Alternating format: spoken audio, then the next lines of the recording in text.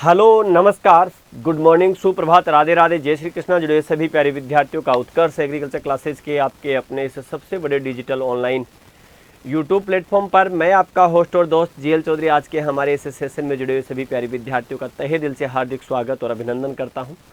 हम लगभग 415 के आसपास सवाल चेक कर चुके हैं और आज शुरुआत करते हैं 416 नंबर की। तो दीपावली के इस पावन पर्व के समय में ये जो छुट्टियां चल रही हैं, उन छुट्टियों में भी आपको लगातार कुछ क्लासेज मिल रही हैं जिनके माध्यम से आपकी कंटिन्यूटी बनी रहे। और उत्कर्ष इसीलिए उत्कृष्ट है क्योंकि छुट्टियां हैं लेकिन विद्यार्थियों के लिए फिर भी अवेलेबल है। तो आज के इस सेशन को लेकर के बढ़ते हैं आगे की ओर, देख लेते हैं क्या कुछ खास है। आइएगा, तो क्लास को लाइक और शेयर जरूर करें। हमारा सवाल आपके स्क्रीन पर है, ये रहा।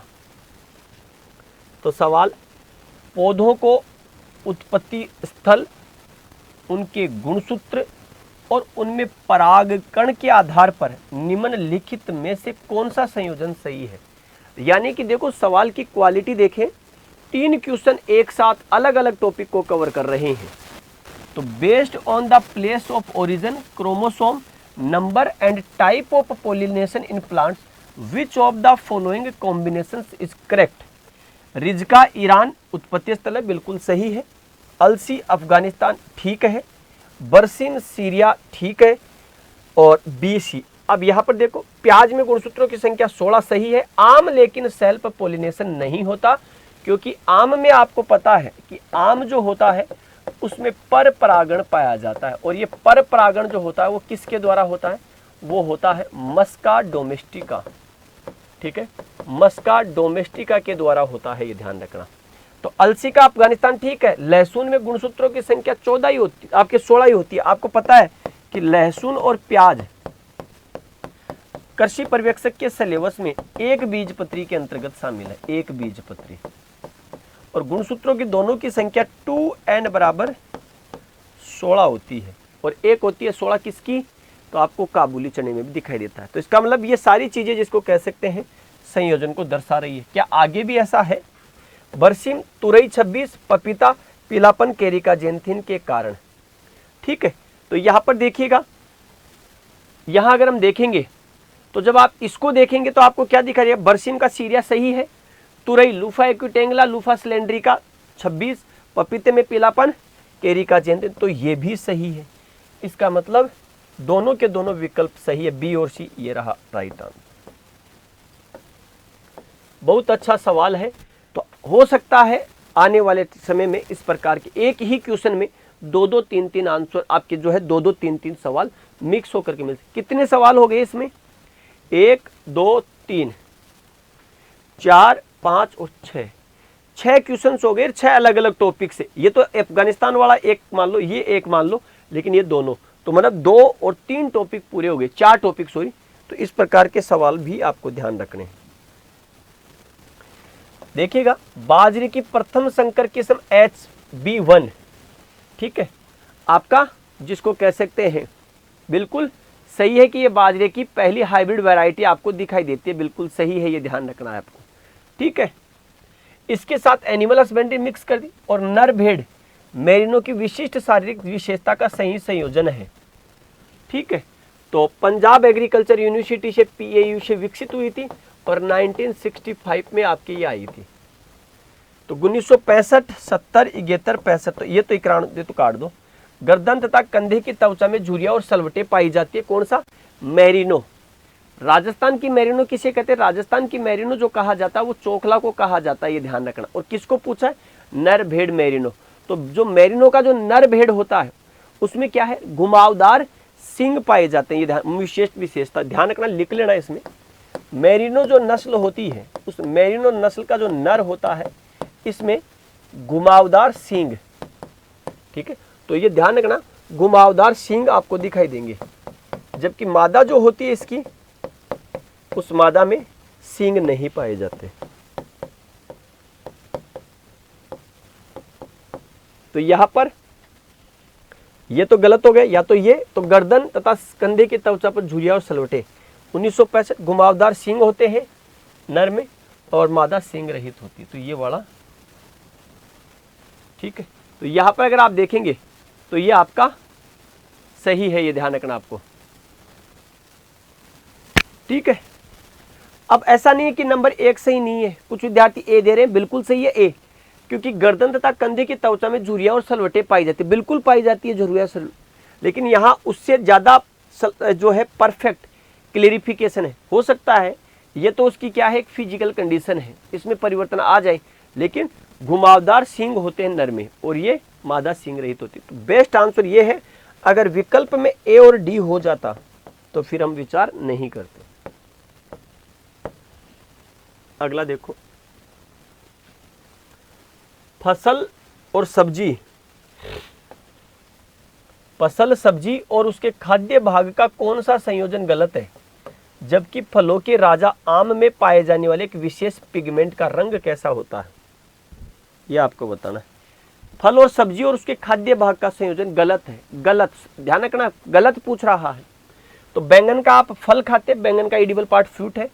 प्याज में जिसको कह सकते हैं आपके स्केल, मैंजी जो इसका आम में जो वर्णन है वो है मैंगीफेरिन, वर्णक का रंग नारंगी होता है। गाजर जड़ खाते हो, लहसुन में सल्क, मैंगीफेरिन वर्णक के कारण आम का रंग पीला होता है। फूल गोभी पुष्पक्रम खाते हो, आलू में स्टेम खाते हो, मैंगीफेरिन का वर्णक का रंग जो है भूरा होता है।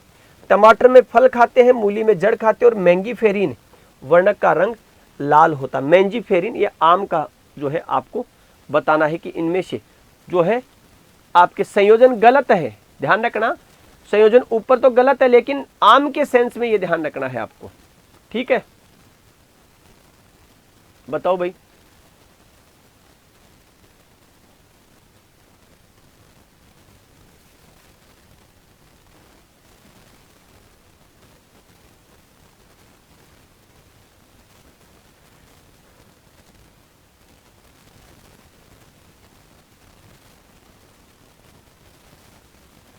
मैंजीफेरिन,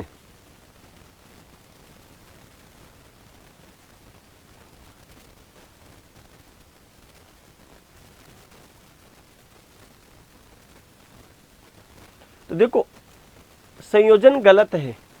सब्जी और फसल उनके खाद्य भाग का संयोजन गलत है, जबकि फलों के राजा आम में पाए जाने वाले एक विशेष वर्णक पिगमेंट का रंग कैसा होता है। तो बैंगन का तो आप फ्रूट खाते हैं, ये सही है। प्याज में स्केल, ये तो ठीक है। फिर मैंजीफेरिन जो होता है, ये मैंजीफेरिन आम को कहते हैं मैंजीफेरा इंडिका।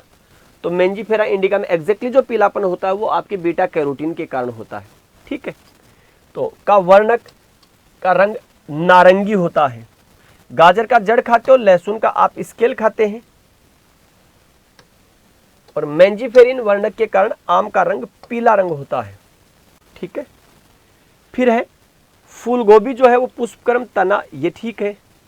टमाटर फल है और मूली जड़ है।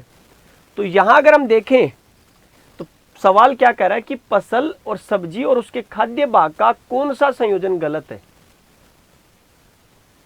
तो पहली चीज तो यहां पर देखो क्या कह रहा है, कौन सा गलत है, ये ध्यान रखना है आपको। ठीक है, अगर आप देखेंगे तो इसमें ध्यान से देखेंगे तो आपको पता लगाएगा, ये ध्यान रखना है आपको। ठीक है,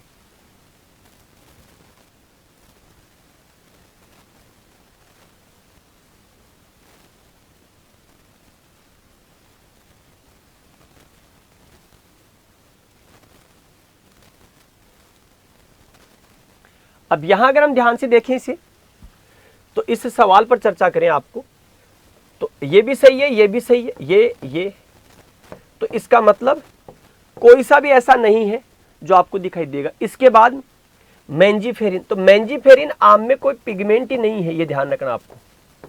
ठीक है, आम में कोई पिगमेंट ही नहीं है, ये ध्यान रखना। इसलिए इस सवाल में कोई भी स्टेटमेंट आपको नहीं दिखाई देगा, ये ध्यान रखना आपको। ठीक है, हटा देना इसको।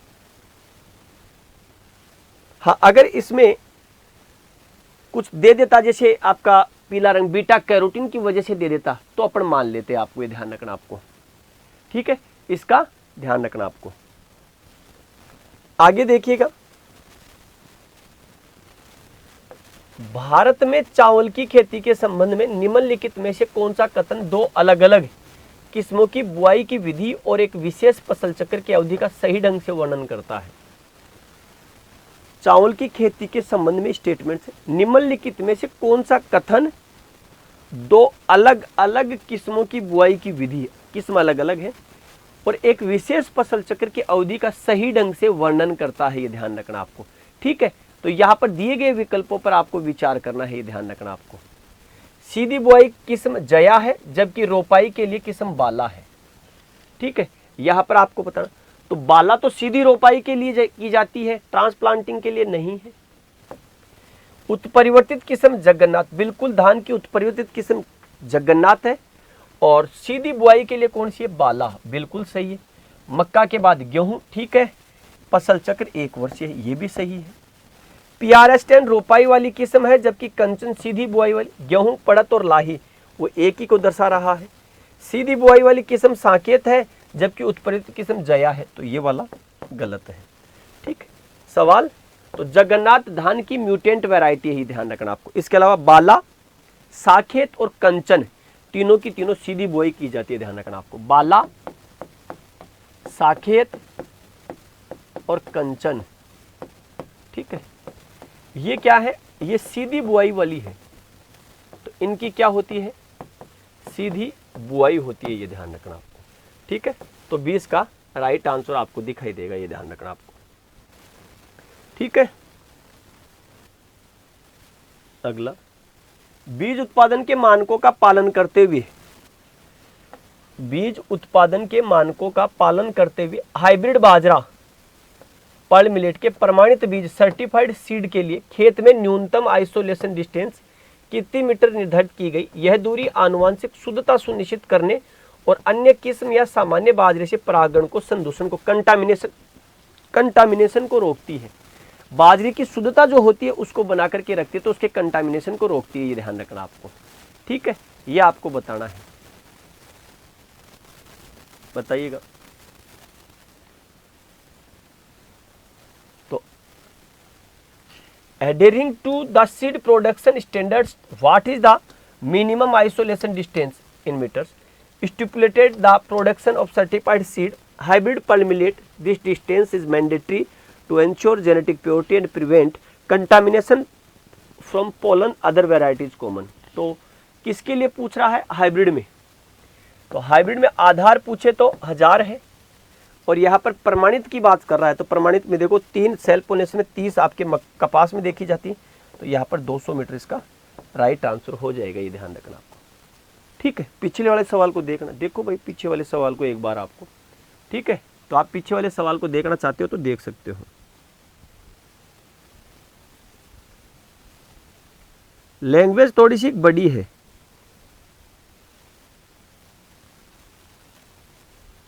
ठीक है, चलें आगे। अब आप ये कहेंगे कि सर यहाँ 200, अब विकल्प नहीं है हमारे पास, नहीं तो 1000 और 400 मीटर वो होती है आपके पास 400 और 200। अगर ये देसी होता तो ये ध्यान, लेकिन विकल्प अपने पास यही है, तो इसमें से यही करना पड़ेगा आपको। ठीक है, अगला सवाल, निम्नलिखित को सुमेलित कीजिएगा। मैच द फॉलोइंग, एरिया और वार्षिक वर्षा। विश्व में वर्षा कितनी होती है, तो 12 आपके 1000 mm। भारत में कितनी होती है, 1200 mm। राजस्थान में 575 और पश्चिमी राजस्थान में सबसे कम, तो पश्चिमी राजस्थान में 150, 1190 भारत में, 1000 mm आपको इसको कह सकते हैं विश्व में, और बच गई कौन सी, राजस्थान। तो ए में देखो 3, ये रहा, तो ए की जगह से आपका आंसर निकल कर क्या जाएगा, ए में 3, बी में 4, डी सी में 1 और डी में 2। ठीक है, ये ध्यान रखना आपको। ठीक है, चलें आगे। अगला देखो, सूची 1 को सूची 2 के साथ सुमेलित करना है। मैच लिस्ट 1 विथ सेकेंड है। सूची 1 में कुछ मेथड्स है, सूची 2 में कुछ बीज दर है। ड्रिलिंग मेथड, हाइब्रिड, डेपोग, सराई। तो सराई में 5 से 6 होती है, डेपोग में 1.5 से 3 होती है, हाइब्रिड में 15 kg और यहाँ पर 60। तो 2143।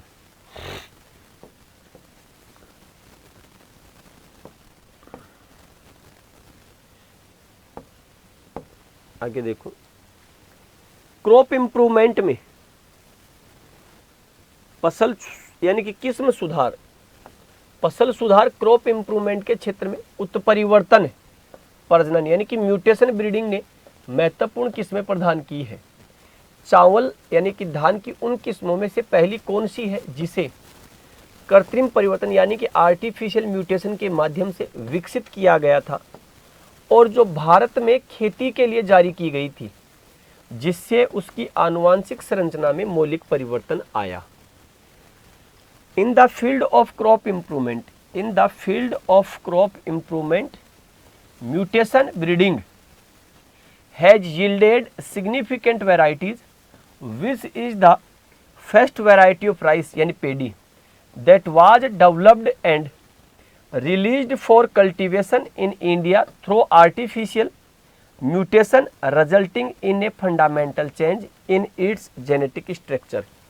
फसल सुधार के क्षेत्र में उत्परिवर्तन प्रजनन म्यूटेशन ब्रीडिंग उत्परिवर्तन प्रजनन ने महत्वपूर्ण किस्में प्रदान की।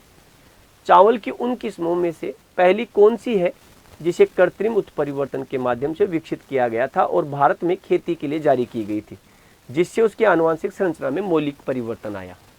ठीक है, यानी कि म्यूटेंट वैरायटी बतानी है आपके किसकी, धान की म्यूटेंट वैरायटी पूछ रहे तो आपको देखते ही पता लग रहा होगा कि कौन सी है, ये ध्यान रखना आपको।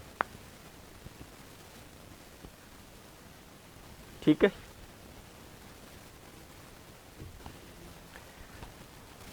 जया, तो ये धान की भारत में जादुई किस्म है, तो इसे आप भारत में क्या कहते हैं, भारत में आप इसे जादुई किस्म कहते हैं।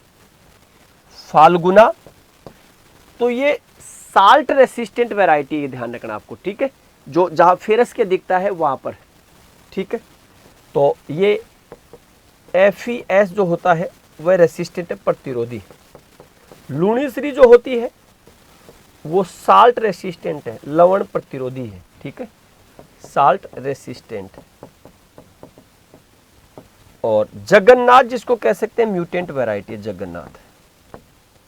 ठीक है, जगन्नाथ एक म्यूटेंट वैरायटी है, ये ध्यान रखना आपको। ठीक है, जगत प्लस नाथ आपको पता ही है, संधि तो। निम्नलिखित को सुमेलित कीजिएगा, निम्नलिखित को सुमेलित कीजिए। मैच द फॉलोइंग, क्रॉप है और उसकी वैरायटी। फेनुग्रीक की RS1, साधना, स्वाति वगैरह पढ़ते ही हैं। राजेंद्र क्रांति और लखनऊ वन।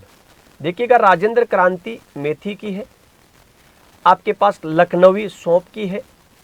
धनिया और जीरा, धनिया में आपके साधना, स्वाति आपको दिखाई देती है। और RS1 जिसको कह सकते हैं आपके क्या, जीरे की वैरायटी है। कहाँ से निकली है आपके, ये दुर्गापुरा से निकली हुई है। ठीक है, साधना, स्वाति, ठीक है, इसी की वैरायटी है। 3, 4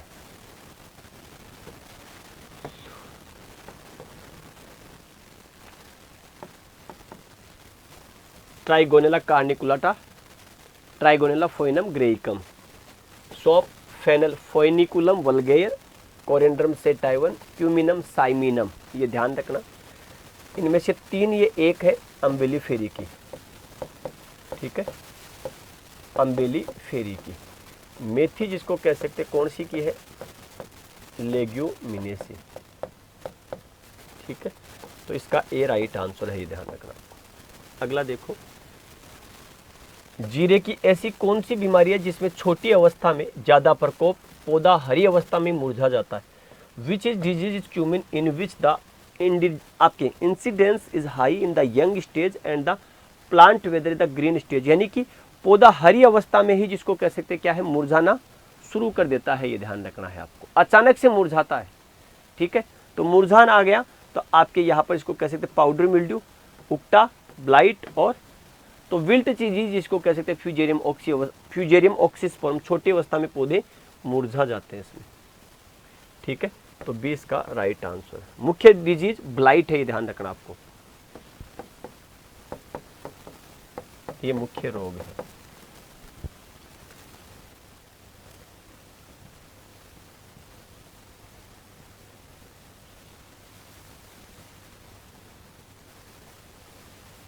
तो यहाँ पर उत्कर्ष दिवाली ऑफर 24 अक्टूबर से उत्कर्ष एग्रीकल्चर के सभी ऑनलाइन कोर्सेज पर अप टू 90% तक का ऑफ, 13% तक का टॉप कोर्सेज पर छूट मिलेगा और कोर्स की वैलिडिटी आपको एग्जाम तक मिलेगी।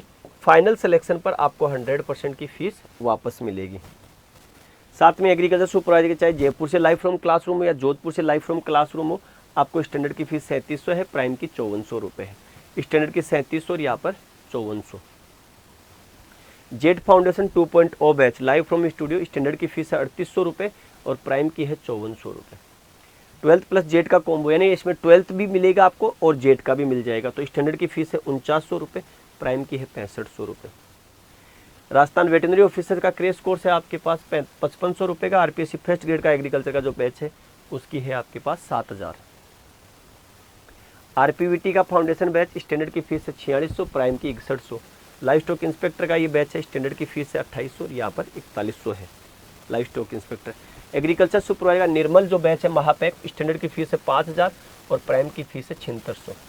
एग्रीकल्चर मास्टर पास, स्टैंडर्ड की फीस है 5500 रुपये सॉरी। टेस्ट सीरीज उत्कर्ष ऐप की सभी टेस्ट सीरीज पर अप टू 90% तक की छूट। तो अपनी उत्कर्ष के साथ जुड़ करके तैयारियों को कर सकते हैं और भी उत्कर्ष। तो आज के लिए इतना ही। सभी को राम राम, जय हिंद, जय भारत, बेस्ट ऑफ लक।